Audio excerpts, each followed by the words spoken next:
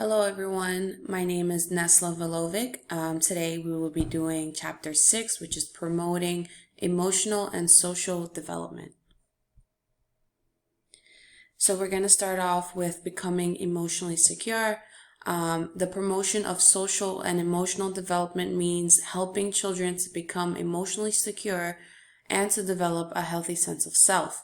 So before we actually move on with this, when a child is born, everyone knows that a skin-to-skin connection with the mother is something that helps the child relax.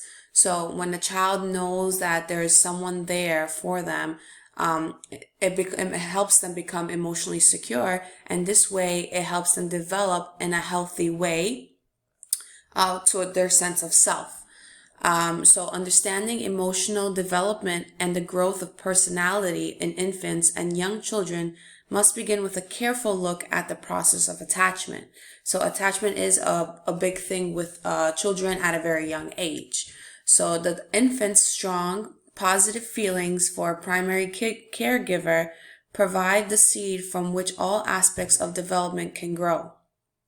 Also, for children with special needs, children with disabilities, as well as those at risk due to the factors such as maltreatment and prenatal drug exposure, the establishment of healthy, responsive caregiver relationships may be threatened. So, of course, children who are raised in a healthy household where a parent is there for them, a parent is giving them that security, will be raised and developed in a healthier way. Whereas if a child is raised in a house where there is maltreatment and drug exposure, the child is not going to have that sense of security, and they won't have that sense of being able to develop in a healthy way.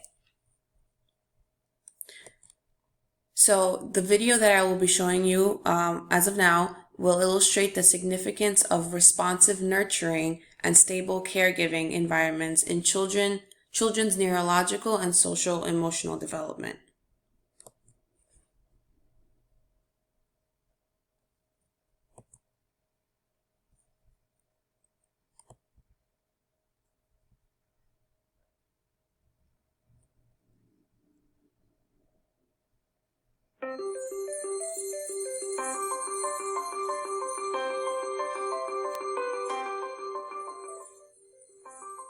Learning to deal with stress is an important part of healthy development. When experiencing stress, the stress response system is activated. The body and brain go on alert. There's an adrenaline rush, increased heart rate, and an increase in stress hormone levels. When the stress is relieved after a short time, or a young child receives support from caring adults, the stress response winds down and the body quickly returns to normal. In severe situations, such as ongoing abuse and neglect, where there is no caring adult to act as a buffer against the stress response stays activated. Even when there is no apparent physical harm, the extended absence of response from adults can activate the stress response system. Constant activation of the stress response overloads developing systems, with serious, lifelong consequences for the child. This is known as toxic stress. Over time, this results in a stress response system set permanently on high alert. In the areas of the brain dedicated to learning and reasoning, the neural connections that comprise brain architecture are weaker and fewer in number. Science shows that the prolonged activation of stress hormones in early childhood can actually reduce neural connections in these important areas of the brain at just the time when they should be growing new ones. Toxic stress can be avoided if we ensure that the environments in which children grow and develop are nurturing, stable, and engaging.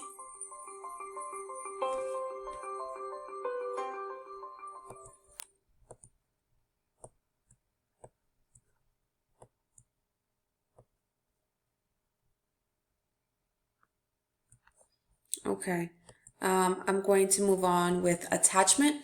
So attachment is the term John Bowlby used in the 1940s and 1950s to describe the bond of affection that develops between an infant and his or her primary caregiver.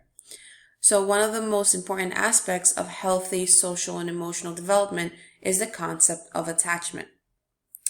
Infants are thought to become securely attached to their caregivers when their caregivers have been there to provide comfort and reassurance during times of distress. So I am also going to show you another video where this video demonstrates the importance of responsive to an infant's signals of stress and the potential consequences of ignoring or rejecting a child's signal.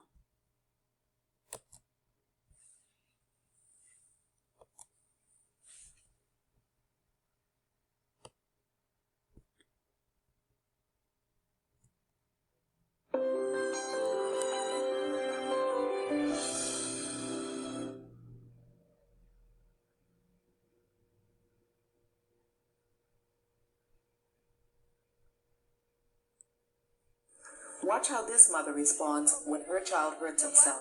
You know what? Big boys don't cry. Are you finished? The baby is signaling he's hurt and he needs comfort. But by making light of his pain, getting annoyed, or trying to distract him from his pain, his mom is, in effect, rejecting him. Whether she means to or not, her response says, "Your pain isn't important to me. You aren't important to me. Get over your pain. Don't bother me with it." That may not be what she means to tell her baby, but that's how he is going to feel.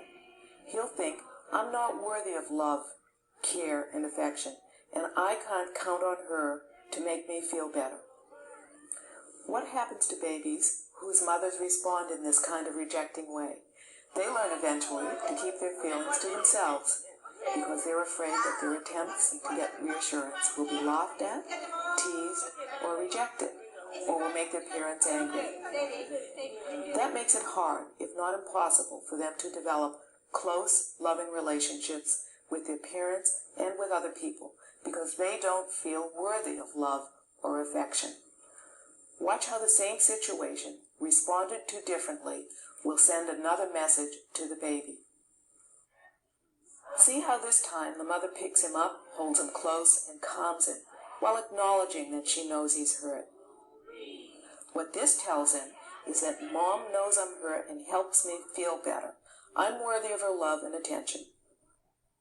This child knows he can count on Mom to help him feel better.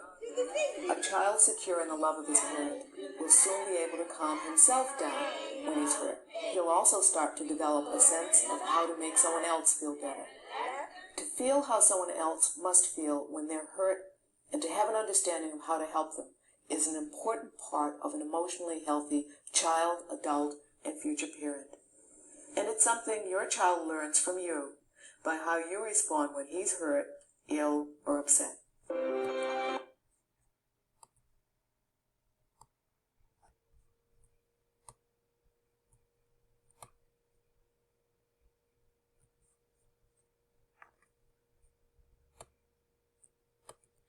Okay, so I am going to move on to Erikson's stage of psychosocial development.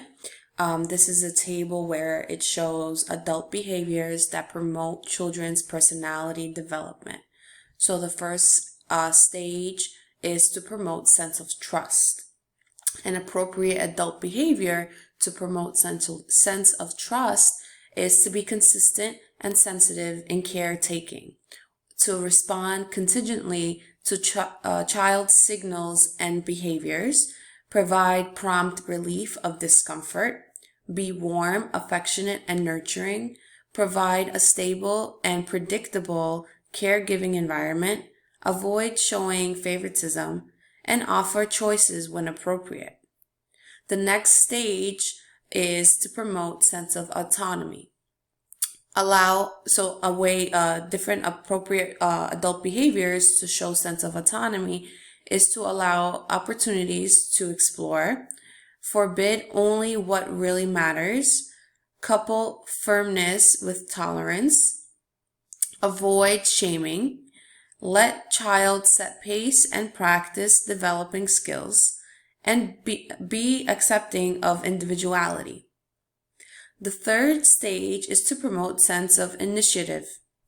So appropriate adult behaviors to promote sense of initiative is encourage role playing, so pretend play, talk about feelings and dreams, facilitate problem solving and resolution of conflicts, answer questions, serve as an appropriate role model, and hold punishment to a minimum.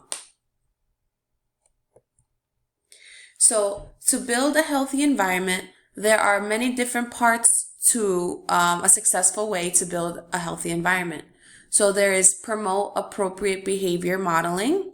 There's encourage desirable expression of feelings, offer variety, avoid frustration, develop constructive consequences and logical connections, set limits, establish routines, provide structure and consistency. So the first part of building a healthy environment, is structure and consistency. Consistency means predictability. In instructing parents and teachers in techniques for effective child management, predictability can be equated with the feeling of being safe. Our next part of building a healthy environment is routines. So to develop Erickson's sense of trust or the feeling of being safe, professionals must plan carefully. So routines or schedules that allow children to predict within reason what will happen next help them relax and handle transitions from one activity to another with relative ease. The next is limits. Reasonable limits or directions help provide consistency. Developmentally appropriate and clear directions or limits not only contribute to children's emotional needs for security, but also create conditions for bodily safety. The next one is constructive consequences. An effective means of helping children develop social responsibility is through the use of natural and logical consequences. So there are two types of consequences. The first one is the natural consequence, which occur when an adult does not interfere at all, and a child learns from what naturally happens in a situation. So for example, children who do not cooperate when games are played soon learn that other children avoid playing with them. If a child does not eat the prepared snack, becoming hungry may help him or her to learn to eat when food is available. So that is a natural consequence. A logical consequence are those developed by adults who find that natural consequences either are not readily available or are harmful. Our next one is logical connection. So a logical connection between an act and its consequences provides a number of advantages to establishing and maintaining a healthy relationship between children and their environment. Children who are denied the use of materials immediately after being careless with them are more likely to recognize that their behavior caused the consequence because the consequence was related to the child's action. Our next one is variety. Careful planning to include a change of pace during the day is essential to motivating children to learn. A variety of both individual and group activities consistent with the children's developmental level should be included.